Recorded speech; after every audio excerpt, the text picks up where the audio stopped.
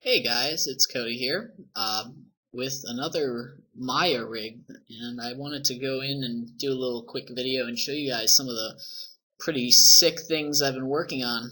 Uh, so let's take a look at some of those, and they mostly have to do with the arms and legs for this one because the character doesn't actually have any facial expression, which is okay, but you know, makes my job easier, I guess. But So let's take a look at some of these things that I've worked on here, and I'll save the best for last. So the first thing I want to show is our control display, and I like this because it uses a new type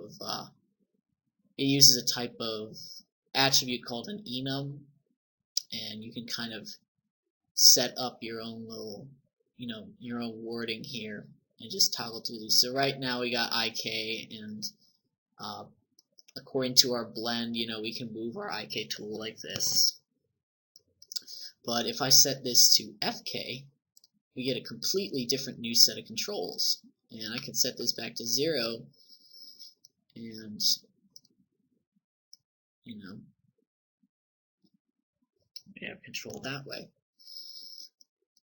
Or we can, either go to both so we can see both of them, or we can actually turn them off altogether, which is nice, especially since later on when someone's animating this type of character, the controls can get very clustered, and having the ability to turn them off at will is a nice little touch.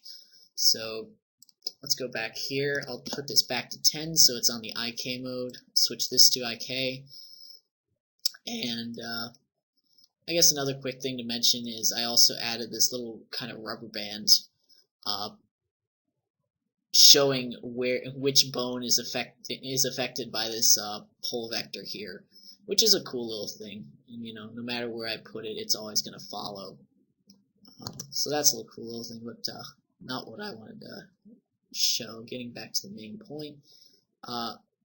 Another quick thing that I did is I've been experimenting with something called spatial snapping, which I will show in a minute. So right now, if I move our chest control, back and forth, it's going to be stuck. It's like your hand is on a table. It's planted. It's not going to move anywhere. But if I go out to this IK and I parent it to chest, and if I move the chest, suddenly it's moving with it.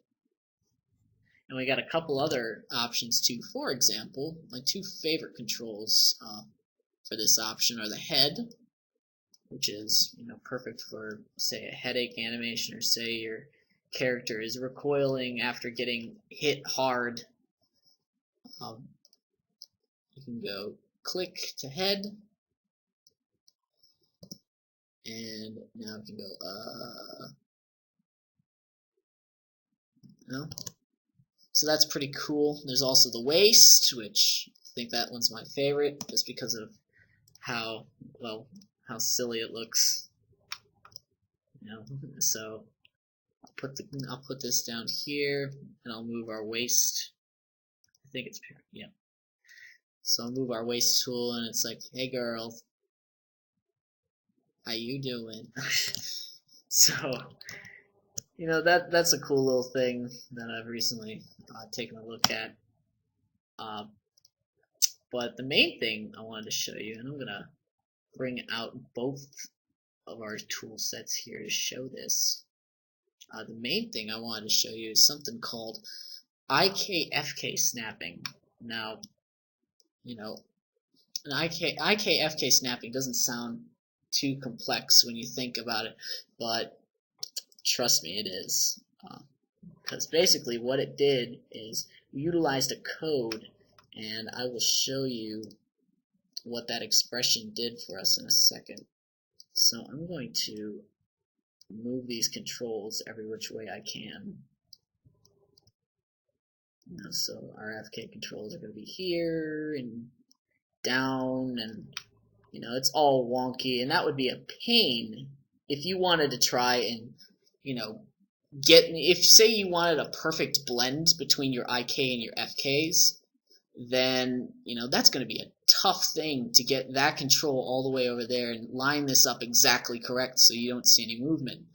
Well, my friends, because of this little script that I made up, those days are over.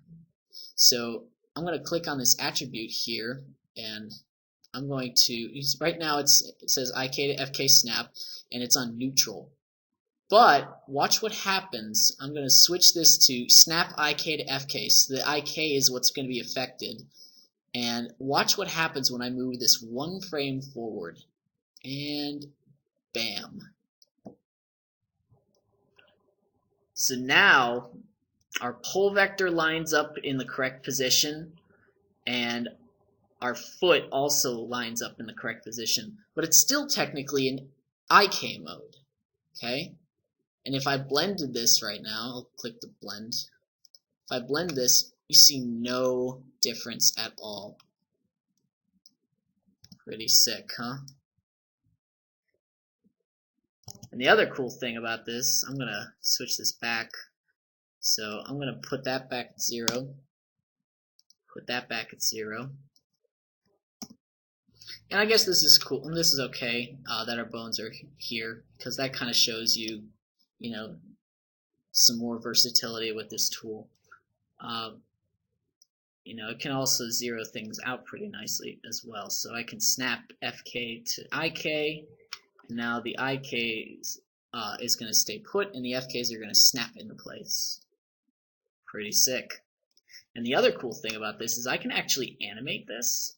So I'm going to move this up right there, okay? And I'm going to animate both of these controls. So I'm going to go here, and I guess you can kind of see, you know, that it's already, you know, kind of snapping. But the cool thing about this expression that we made is because it's an expression, it evaluates every single frame. So every single frame it's saying, well, wait, these tools move here, so I got to move here. So it actually kind of animates with our with whatever chain it's snapping to. So I can move this here, and I'll move this right over here. And now I'm going to set this to snap FK to IK and watch what happens. Okay, so it's doing that, but as we move through, it's still following. So, you know, technically we could have our FK tools, you know, following and never leave our IK tools if we wanted, or vice versa. This is a really handy tool when you get down to it.